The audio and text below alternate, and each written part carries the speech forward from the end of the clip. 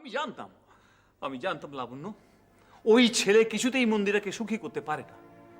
তাছাড়া যে ছেলেকে পাড়া প্রতিবেশী কেউ দুচক্ষে সহ্য করতে পারে না, দেখতে পারে না, সেই ছেলের সঙ্গে আমি আমার মেয়ের বিয়ে দেবো কেন?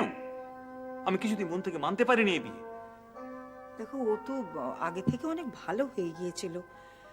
তাছাড়া একজন গ্র্যাজুয়েশন করা ছেলে, একটা ভালো চাকরি করতো। কিচ্ছু না, কিন্তু তার অতীতটার কথা কেন ভুলে যাচ্ছ তুমি? এই পাড়া প্রতিবেশী কেউ কি তার অতীতটাকে ভুলতে পেরেছে? এই পাড়ার কত মেয়ের ও কত রকম। সেই জন্যই তো অন্য পাড়া একটা ফ্ল্যাট নিয়ে চলে গেল, যাতে তোমাদের। বাজে কথা, একেবারে বাজে কথা। মন্দিরাকে বিয়ে করে ও এ পাড়াতে কিছুতেই থাকতে পারতো না। লোকেরা ওর গায়ে থুতু দিত, এক ঘরে করতো, বুঝেছো? তাই ও পালিয়ে গিয়ে বেঁচেছে। আমি বলছিলাম, এখন আর এইসব কথা ভেবে কি লাভ, আমাকে বলো। না, লাভ নেই, কিছু লাভ নেই।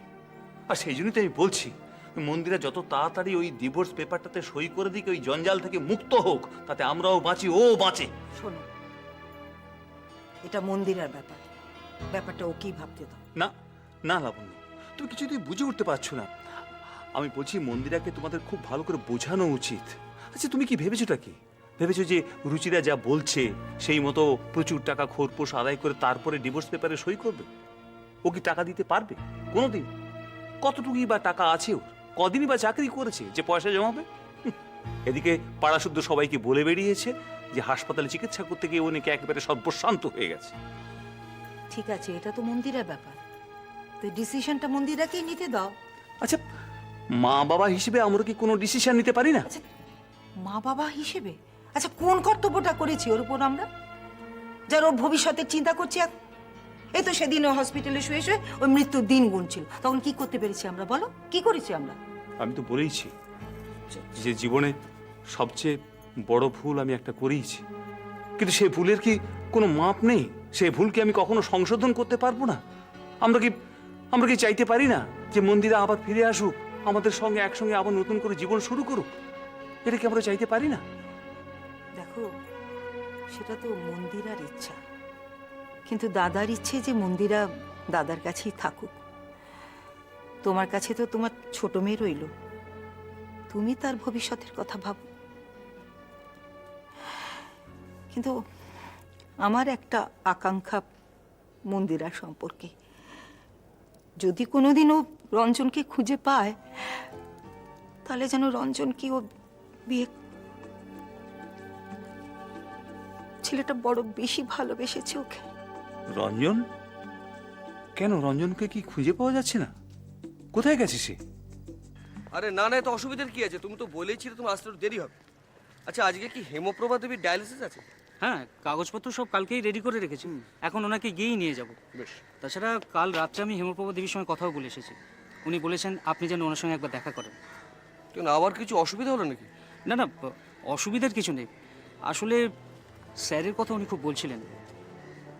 স্যার অনেকদিন ওনার সঙ্গে দেখা করেন না, তাই আমার মনে হয় সেটাই স্বাভাবিক, জানো। বোধহয় কানাঘুষেও কিছু শুনতে পেয়েছি। হ্যাঁ, আমার সেটাই মনে হচ্ছে, ওটাই খুবই নর্মাল। আর তুমি বললে না কেন যে আমি একটু বিজি আছি? আসলে স্যারের সমস্ত কাজকর্ম তো এখন আমাকেই সামলাতে হচ্ছে। আপনি ব্যস্ত আছেন সেটা আমি বলেছি, কিন্তু সব কিছু ভেঙে বলিনি। আসলে স্যারকে উনি এত ভালোবাসেন, এসব কথা জানতে পারলে হয়তো তিনি কষ্ট পাবেন। হ্যাঁ, খুব ভালো করেছো। দেখো, এখন টেনশনটা ওনার পক্ষে খুবই ক্ষতিকারক, আর এটা শুনলে হয়তো মনের উপর চাপ পড়তে পারতো। খুব ভালো করেছো ওনাকে কিছু না বলে। দেখো যেন ডায়ালিসিসটা যেন খুব পিসফুলি হয়। ওকে ওকে। শুভাংশুদা, আরে মল্লিকা, কবে ফিরলে? এই তো আজকে। বাহ, একদম পাক্কা সময় এসে পড়েছো। বসো, let's have a cup of coffee. হ্যাঁ না, থ্যাংক ইউ, সে কি, কফি খাবে না? What's wrong with you? হ্যাঁ, ইচ্ছে করছে না। ভাবছো কম পড়ে যাবে তো? Will share it, come on. বসো বসো। কোথায় গিয়েছিলে? এই ছেলেকে নিয়ে একটু বেরিয়ে এলাম। খুব ভালো করেছো, জানো আমিও মাঝে মাঝে এরকম করতাম। এই সমস্ত কাজের এই যে ধরো একটা একঘেয়েমি, সেটা কাটাবার জন্য মাঝে মাঝে যেখানে পারবে টুকটাক বেরিয়ে পড়বে। And when you come back, I tell you feel so much একটা এনার্জাইজড, একটা কিরকম একটা ফ্রেশনেস একটা দেখবে তোমার ভেতরে এসে যাবি। Always do that, I like it.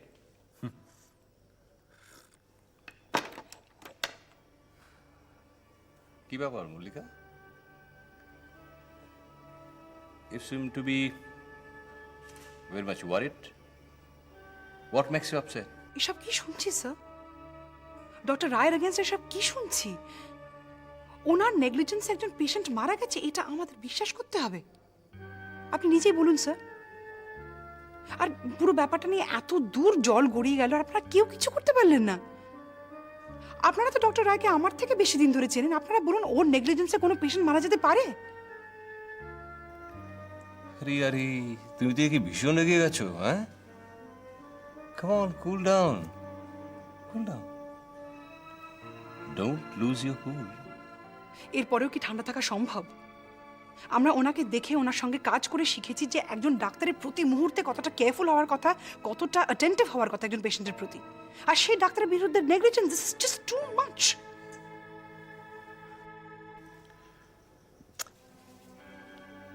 জানো মল্লিকা, ছোটবেলায় আমি যখন স্কুলে পড়ি, আমার টিচার একটা কথা বলেছিলেন,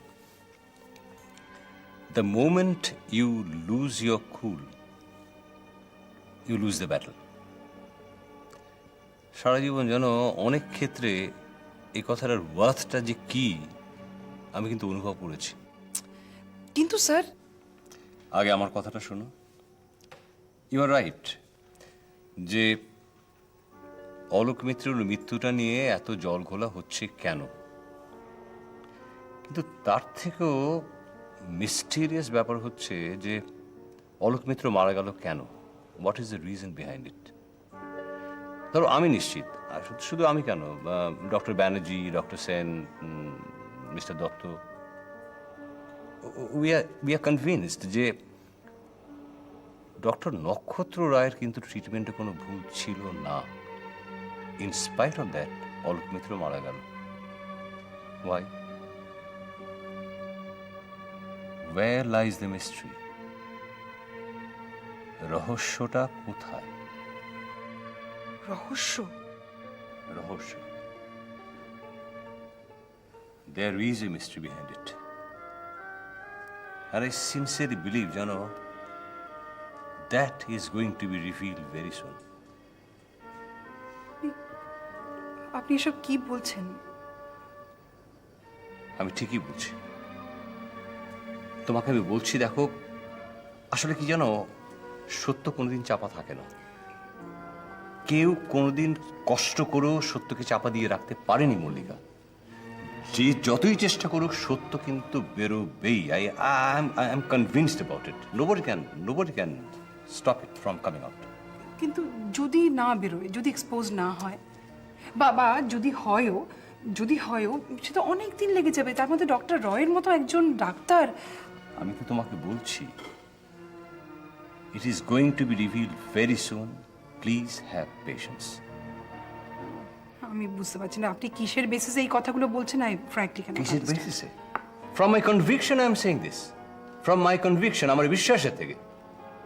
because I strongly believe that mystery is going to be revealed very soon. এবং তোমাকে আমি বলছি, the day is not far off when everybody will feel, প্রত্যেকে বুঝতে পারবে, পরিষ্কারভাবে ব্যাপারটা বুঝতে পারবে, এবং এভরিবডি উইল সে যে এই মৃত্যুর পেছনে ডক্টর নক্ষত্র রায়ের কোনো হাত নেই।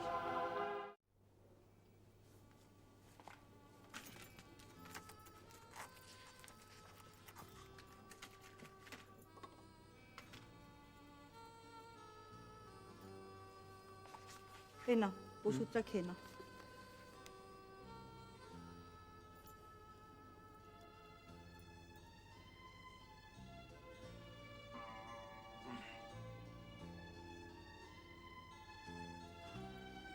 একটু বসো না লাবণ্য।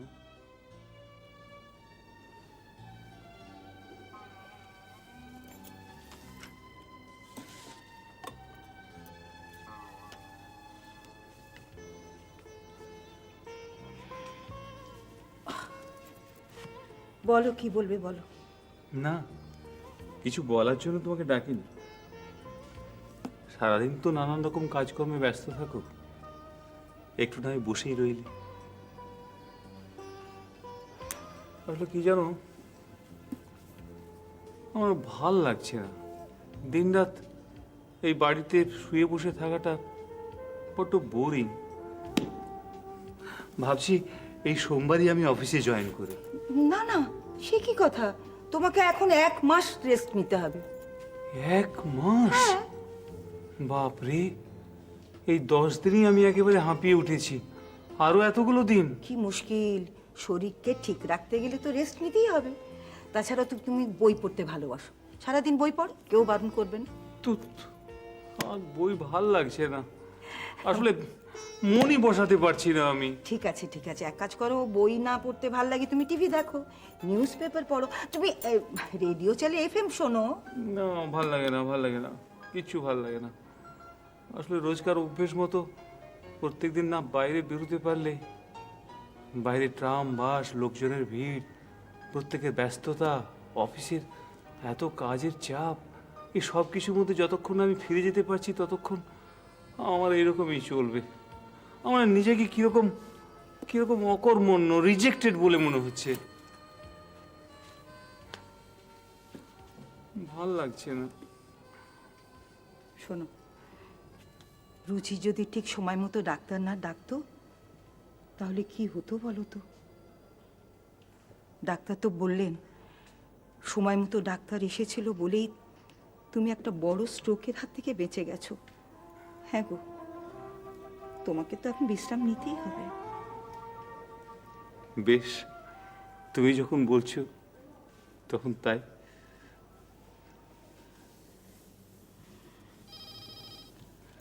দাঁড়াও, ফোন এসছে, একটু ধরি। হ্যালো। কে? লাবু বলছিস? আমি বড়দা কথা বলছি। ও, কি হলো বড়দা, হঠাৎ ফোন করলে? কি হয়েছে কি? তুই এবার আসতে পারবি? কেন গো, মন্দিরার শরীর টরীর খারাপ হলো নাকি? না, শরীর ঠিক আছে কিন্তু মন ঠিক নেই। মন ঠিক নেই মানে? আর বলিস না, সেই সোনার সঙ্গে দেখা করার জন্য হসপিটালে গিয়েছিল, তো সেই সোনা এমন চালাক, ঠিক তককে তককে কেটে পড়েছে। দেখো দাদা, এখানে আমি গিয়ে কি করব বলো তো? ছেলেটা যদি ধরা না দেয় তো আমি কি করতে পারি? আরে আমি তো বোঝাবার চেষ্টা করছি, কিন্তু ভবি তো ভুলবার নয়। শোন না, তুই একবার আয় না। আচ্ছা দেখছি, আমি যত তাড়াতাড়ি সম্ভব চলে যাচ্ছি। অমলেন্দু কেমন আছে? শোন, ওকে বলবি একটু ভালোভাবে রেস্ট নিতে। না না, ভালো আছে দাদা, তুমি কোনো চিন্তা করো না, ঠিক আছে। আচ্ছা ঠিক আছে, আমি যাচ্ছি। শোন, সাবধানে আসিস। আচ্ছা আচ্ছা, রাখছি কিন্তু আমি। আচ্ছা।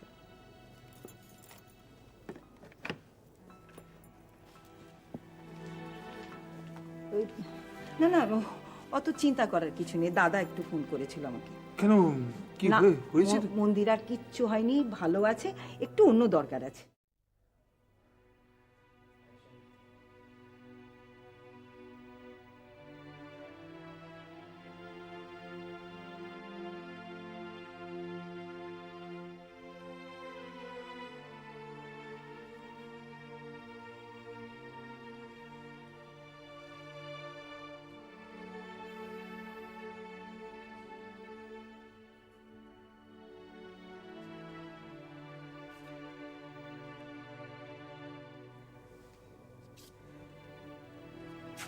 কিরে, এখনো শুতে যাসনি?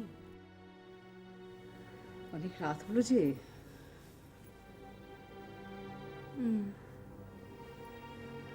শোবো। শোবো কিরে, 12টা বাজে।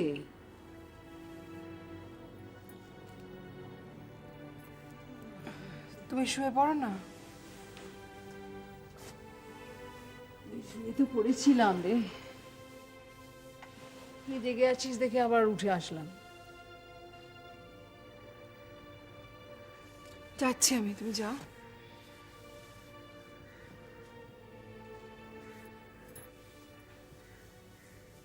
কি হয়েছে রে? বান্টির জন্য মন কেমন করছে? আজকে তো একটা ফোনে কথা বলে নিতে পারতিস। বেচারা ছোট্ট ছেলেটা মা বাবাকে ছেড়ে একলা রয়েছে। কাল করব ফোন। তাই করিস,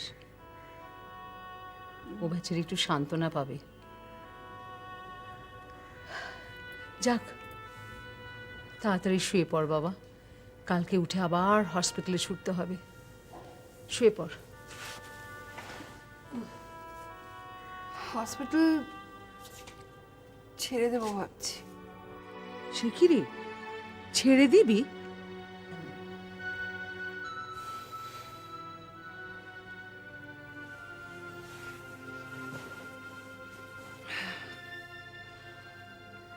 ওখানে কাজ করা আর সম্ভব হবে না।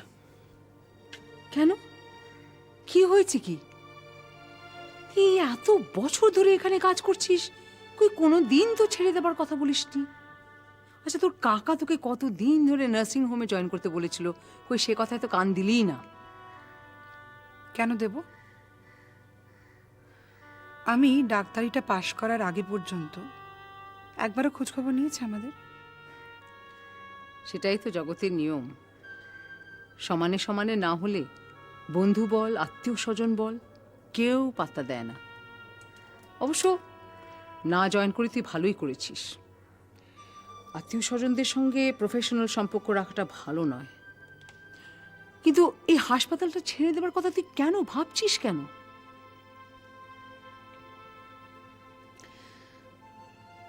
ডাক্তার রায়কে যদি ওই হাসপাতাল ছাড়তে হয়,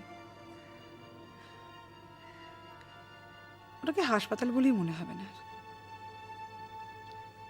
কি আশ্চর্য, যেই লোকটা উদয়স্ত হাসপাতালের কাজ করলো, সারাটা জীবন নিজের ক্যারিয়ারকে ভুলে গিয়ে এত সার্ভিস দিল, এরা কিনা তারই পেছনে একেবারে উঠে পড়ে লেগেছে। ওরা মানে কারা? কেস তো করেছে পেশেন্ট পার্টি, তা বলে তুই হসপিটালের অন্য কাউকে দোষ করছিস কেন? হাসপাতালে তো এই প্রথম কোনো একজন পেশেন্ট মারা যাচ্ছে না, আগেও বহু পেশেন্ট মারা গেছে, কিন্তু এই মৃত্যুটাকে নিয়ে এরকম জলঘোলা হচ্ছে কেন বলো? প্রেস, মেডিকেল কাউন্সিল সব একেবারে উঠে পড়ে লেগেছে। আমি ডক্টর স্যারের সঙ্গে কনসাল্ট করেছি, ট্রিটমেন্টে কোনো ভুল নেই। ওই জায়গায় আমি থাকলে আমি একই জিনিস করতাম। কাগজে পড়লাম 2-1 দিনের মধ্যেই মামলা শুরু হবে।